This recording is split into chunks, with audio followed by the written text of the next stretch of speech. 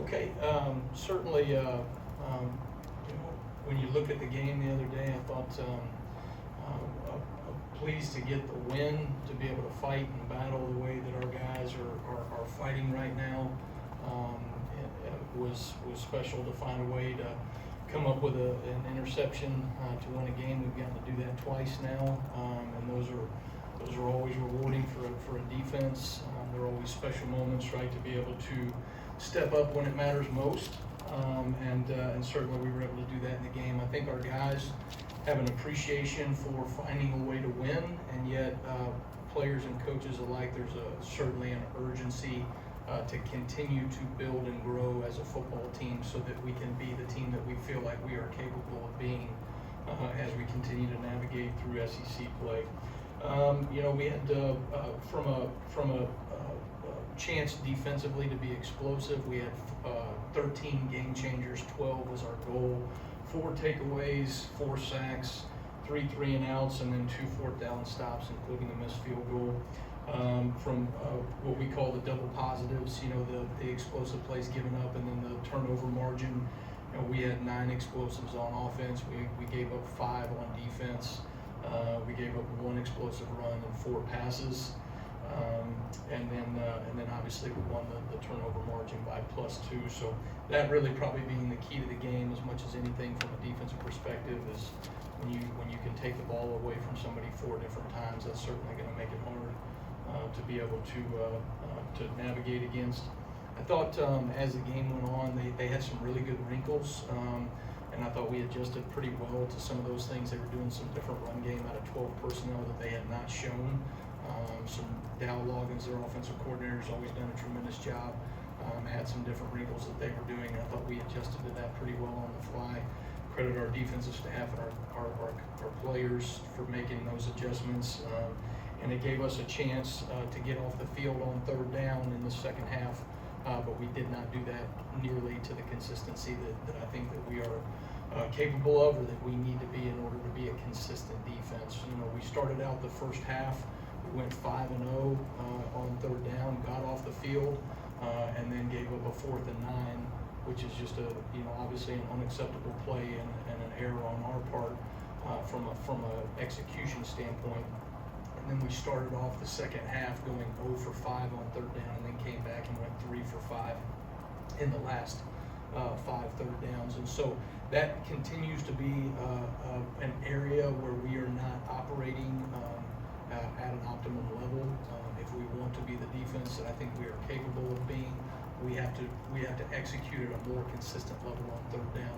When you look at it, there certainly were some challenging things that USC presented for us, but particularly on 3rd down, it was a lack of execution on our part, putting our eyes in the right place, doing our job at a consistent level. And so those are things that we've got to continue to do. And that's not just in pass coverage, some of it was in pass rush.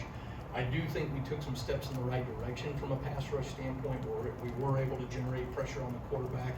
I think that's part of why we were able to get takeaways in the game. We were able to get sacks in the game, but we're still not optimizing our ability to rush as a unit on a consistent basis, and then play coverage on a consistent basis on 3rd down, and particularly in 4th down.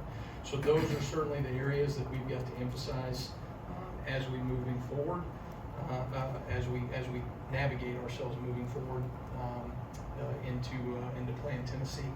With that, looking ahead to Tennessee, I think Josh Heupel's just done a fantastic job over the last few years with their program. I think they have continued to improve the overall talent level of their roster. I think they're playing with more depth as a football team, and then there's a number of explosive playmakers that they can get the ball to. I think their running back is elite. I think he has done Sampson, I believe, right, is his last name. Really impressive what he's been able to do. I think he's dynamic with the ball in his hand. He's got really good patience in the run schemes. He will make guys miss at the point of contact, constantly creating yards after contact as well. And then some very explosive athletes on the outside. that when they've been able to get the ball out there to them, they've had tremendous success on offense, and that's something that they are a team that on any given down can create an explosive play, and so that's something that we're going to have to be very mindful of. We're going to have to be very thorough as a defense, and I think ultimately it's going to be about our consistency doing the same high-level job over and over again in order to play at an optimal level on Saturday. So looking forward to the competition, looking forward to going to Neyland Stadium, and we're going to have a great week of practice and preparation to get ready for it. Thanks, Coach. We'll start on the right side with Charlie. Yeah, hey Coach, kind of a two-part question. Just how would you assess your defense's tackling, and where do you stand on maybe when players stand defenders up trying to get the ball out rather than just trying to take it to the ground? Yeah, I think fine line, to answer your second question first, I think there's a fine line there of trying to create takeaways, right? The first man to the ball always needs to make sure that he is securing the tackle. Second man, right, can work to a position to be able to try to get the ball out. More often than not, you see creating a takeaway or a fumble with maybe at the point of attack. Usually when a guy gets wrapped up, he starts to secure the ball at a little bit higher level. That's not always the case. Sometimes with a quarterback or somebody trying to work to get out of the pocket, from a quarterback in the pocket standpoint. But for us, I think we've got to continue to harp on the fundamentals of how we're tackling. When we don't operate with a hard shoulder tackle, all of a sudden we're giving up some yards after contact. I think we have been inconsistent from a tackling standpoint. A lot of that is making sure that we're leveraging the ball properly in vision coverage, and that we're driving the ball. So now there's less space, right, that we can take away from before the ball, the guy even starts to get going. So I think there's certainly room for error. That improvement there, that's something that you constantly are going to continue to work throughout the season, and teams like Tennessee are going to force you to make space tackles over and over again, so it's critical that we continue to improve. Left side, Chase. When Arkansas held Tennessee to 14 points a couple weeks ago, they did it playing a lot of dime. You don't seem to be the biggest fan of playing 6 DBs, but when Tennessee goes in deep with their vertical threats and the receivers get those splits all the way out to the sideline, does that force any DC to look at playing dime? Well, I think I think when you look at what this team is, this is a run football team.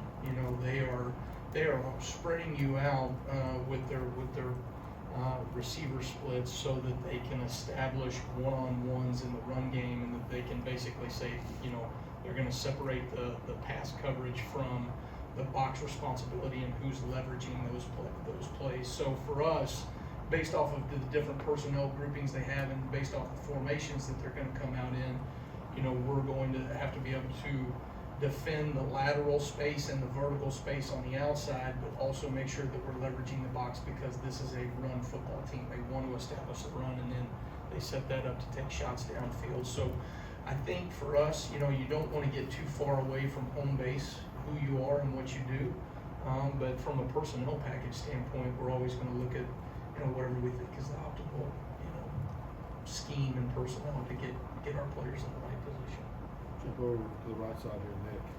Yeah, having coached against USF in week 2, how does that help you in preparation for facing Tennessee now? Well, I think, you look at a lot of the things that we have to do through the week of preparation. One of the hardest things to do when you're dealing with a team that has non-traditional formations and the wide splits, and they're going tempo as fast as you've seen from anybody you face, being able to manufacture that in practice every day is the hardest thing that we have to do. And so our scout teams have gotten reps at some of those things. We've looked at what worked well that week and what we needed to improve on, just in terms of the look that we had to give. And so that probably as much as anything is a help.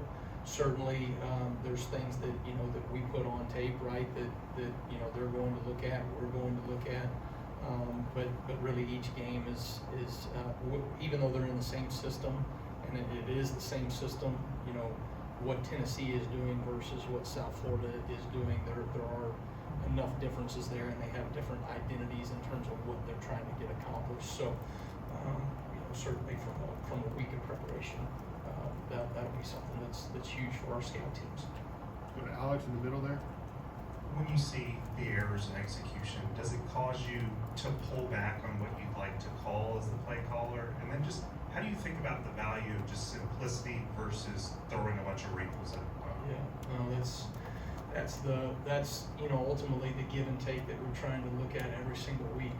What can we go execute at a high level and do it consistently, and yet still have enough wrinkles that we're not a vanilla defense that the teams feel like, okay, they're able to lock in and attack. And I think, early on we showed a few different things to set some things up as we navigated into SEC play. So now we've started to show more of those wrinkles. We were able to show a lot more this past week from a standpoint of some pressures and some little nuances and change-ups that we had not shown before. And we'll keep throwing some of those wrinkles in as we go. That's one of the things that are an advantage, right, as a first-year defense, right? There's always going to be some wrinkles and things that you go and throw in. I felt like in the game, you want to make sure that you are simple enough, right, so that our players can go execute. That's constantly the battle that we're looking at. Okay, what are we doing on third down and fourth down that we didn't execute well enough? Okay, well, is it, if it's an execution issue, is it something that we can call differently? We limit some of the things that we're calling, we get really good at this, or we're going to manufacture some pressure through something else from a scheme perspective. So, I don't mean to be too vague, but I also don't want to give away the house there. But I think there's a fine line there of what we need to be able to do. Ultimately, it doesn't matter what we call. If we can't execute it to consistency, we're going to have a problem.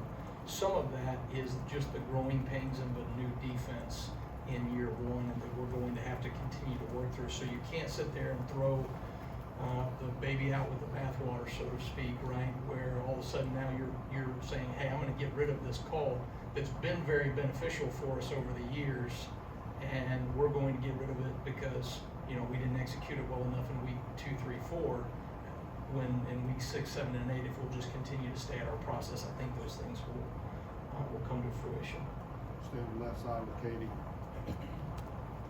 What did you learn about your depth at corner when Damani was out for a little bit in that game? You saw some of the younger guys rotating in, and then just kind of how vital is Damani's experience at that position?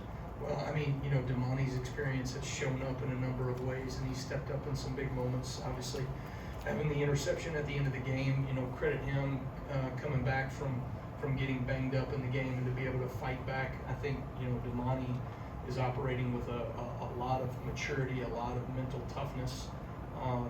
And then, he has really kind of helped set the tone for that room, along with Coach Lindquist is doing a tremendous job with those young players and building continuity in their technique and their fundamentals so that they can go out and execute to the highest level of their ability right on game day. And so, when a couple of guys go down and those guys have to be called upon, you're either ready or you're not, right? And so for those guys, I thought it was good for them to get in there, to get some meaningful quality reps. I think Jalen Mbakwe stepped up in some really big moments as well, and so encouraged to see some of that youth gain experience in meaningful SEC games. Let's go to the front row on the right there, Kenneth. Two-part question. When you went back and watched the fourth down touchdown conversion, what did you see that led to that coverage bust, and what type of teaching moment does that present? Yeah, so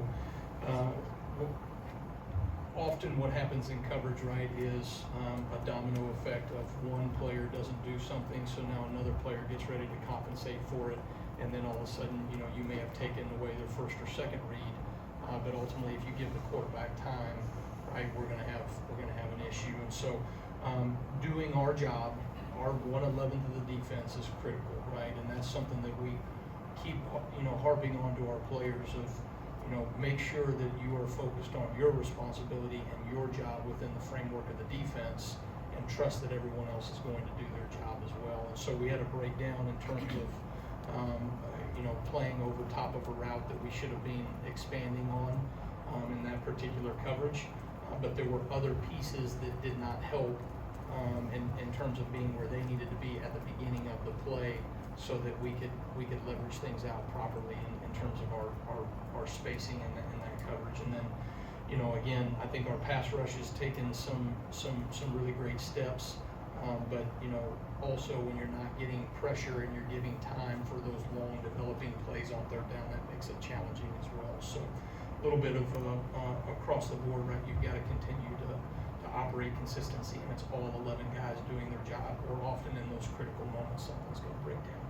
We have time for 2 more questions. We're going to start with Tony here on the left. The last 2 weeks we've seen teams kind of hit you with that inside shovel. How difficult is that to defend, and how do you kind of correct that?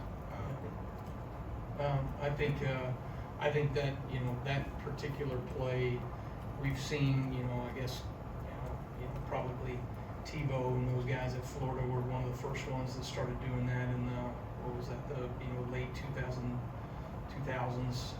and you know, it's kind of been sprinkled in. When teams, you know, sprinkle it in just here and there, it's really challenging for your guys up front, some of their eye progression, because you're getting an action at you that looks like sprint out for a quarterback or option for a quarterback, and then all of a sudden they're pitching the ball back underneath behind us trying to pursue. And so you got to be very disciplined and very detailed in doing that, and then obviously your backside pursuit has to be able to fit and get back over top. So it's a challenging play. It's a really good wrinkle. It's one that we're probably going to continue to see every single week, and so we're looking at the different ways that they can do those plays and that they can run those things so that we can be prepared, you know, for what nobody's going to do it exactly the same way necessarily, right? But they're going to have their own nuance, and so it's, you know, again, it's a hard play that we've got to get prepared for. Let's finish up with Colin here. Hey, Kane, we were talking a lot about early in the season about Rivers, how kind of his development. I'm curious, over the past few weeks, what have you seen from his development? It seems like he's not seeing as many snaps over the course of the past few weeks. What have you seen from his development? Yeah, you know, Quay, obviously it was getting healthy the last couple of weeks here. Has gotten himself into a position where I think he's healthy and back and ready to go. And so we had him on a little bit of a pitch count, you know, as we were working through these last couple of weeks. Feel like he's in a really good position moving forward. I think he continues to do some really good things on film, and so excited about kind of his full week of preparation, you know, being a little bit, you know, more 100%, if you will. I don't know if anybody's ever 100% as you go through the season, but healthier than he was the last couple of weeks. And so I have been pleased with some of the things that he's doing when he does get in the games, and I think that he has a chance, you know, to create some impact in meaningful moments. All right, thank you, Coach. Okay, thanks guys, real tight.